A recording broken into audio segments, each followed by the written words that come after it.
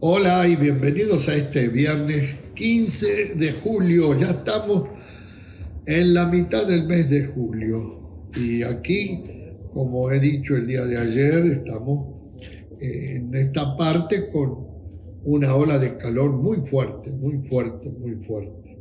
Pero bueno, mientras estamos dentro de nuestra casa o en nuestros automóviles, por la gracia de Dios, tenemos aire acondicionado y podemos sobrellevar esto. Hay de aquellos que están trabajando al aire libre, como los que arreglan techo, como los que cortan hierba, como los albañiles.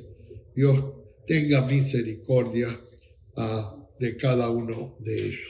Amén. Estamos tratando en estos días que somos hijos de Dios. Y el texto base está en 1 de Juan capítulo 3. Y hemos leído los primeros 3 versículos del día martes, miércoles y jueves.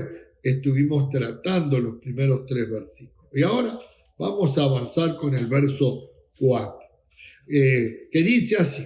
Acuérdense, hijos de Dios, hay una nueva naturaleza que se está desarrollando. Después del nuevo nacimiento, ¿verdad? Como un bebé, hemos sido por la palabra de Dios alimentados.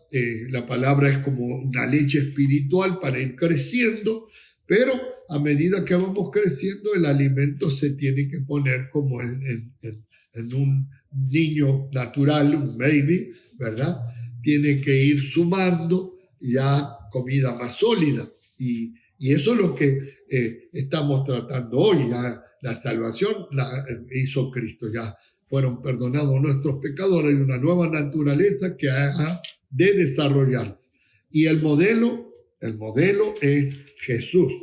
Y el verso 4 del capítulo 3 de 1 de Juan dice: todo aquel que comete pecado infringe también la ley, pues el pecado es infracción de la ley. Bien, la primera infracción que comete el ser humano, en este caso Adán, fue allá en el Edén. En aquel lugar Dios había creado algo precioso y le había dado autoridad al varón, a Adán, y le había dicho que de todos los árboles que había alrededor de ese hermoso Edén, jardín, podía comer. Pero había uno solo que no podía tocar, ni mucho menos comer. ¿Y qué pasó? Bueno, la desobediencia, el enemigo de Dios, el diablo, ¿verdad? El enemigo del hombre también, del proyecto de Dios, vino y metió ahí cizaña entre la mujer, y la mujer después le dio de comer al hombre. Y eso fue la primera infracción, la rebeldía, porque el no acatar a la orden que Dios había dado, eso demostró que había un espíritu de rebeldía. ¿Qué es el espíritu del maligno? La primera rebelión que hubo en el cielo cuando él quiso ser el maligno, un ser creado por Dios, un arcángel, ¿verdad? Quiso llegar a la posición de Dios y aún sentarse en el trono de Dios. Rebeldía. Y como es rebelde, él siempre insta, lo primero que hace es poner rebeldía la mente, en el corazón del ser humano. En un ejército hay diferentes posiciones de mando, ¿verdad? Y si alguien no guarda esa posición de mando o lo que de ahí baje hacia las demás áreas, diríamos, posiciones, si no se obedece, hay un espíritu de rebeldía y se paga, ¿verdad? Se paga con muchas cosas. Ahora, la paga del pecado, la paga de la rebeldía es muerte. Y eso es lo que ocurrió. Y dice la Escritura que el pecado es infracción de la ley. Dios ha puesto leyes, leyes espirituales, leyes morales también, leyes sanitarias, leyes sociales. Bueno, hay quiere ver, vaya a los primeros 5 libros de la Biblia y va a encontrar ahí, en algunos más específicos, ¿verdad?, lo que Dios pidió o le pidió al pueblo que hiciera. Y muchas veces el pueblo de Israel quebrantó la ley de Dios. Quebrantó la ley de Dios. Eso está metido dentro de la naturaleza humana. Por eso, con el nuevo nacimiento tenemos que aprender a someternos a lo que Dios dice en su palabra, que es bueno para nosotros, que es bueno para nosotros. Amén, para nuestro vivir. Ahora dice, y sabéis que Él apareció para quitar nuestros pecados y no hay pecado en Él, en Cristo, y apareció Cristo. Llegado el cumplimiento del tiempo, Dios envió a su Hijo nacido de mujer para rescatar a los que estábamos sometidos a la esclavitud de la ley. Y entonces, aleluya, dice que Él vino para quitar nuestros pecados. Él llevó en su cuerpo, Él sufrió, aleluya, toda aquella ignominia de cada uno de nosotros. El pecado de toda la humanidad cayó sobre Él y Él nunca pecó. Tentado en todo, mas sin pecado. En el capítulo 4 del Evangelio de Lucas podemos ver allí, ¿verdad?, cuando Jesús en el desierto, después de estar 40 días y 40 noches sin comer, sin beber, apareció el enemigo a tocar la parte humana de Jesús. Aleluya. La parte humana del cuerpo, hambre. Y dice que tuvo hambre. Entonces apareció el enemigo y lo tentó a pecar. Si tú tienes hambre, tú puedes decirle a estas piedras que se conviertan en pan y podrás saciar tu hambre. O sea, el enemigo le estaba queriendo hacer caer, porque el enemigo estaba ordenándole, dile a estas piedras.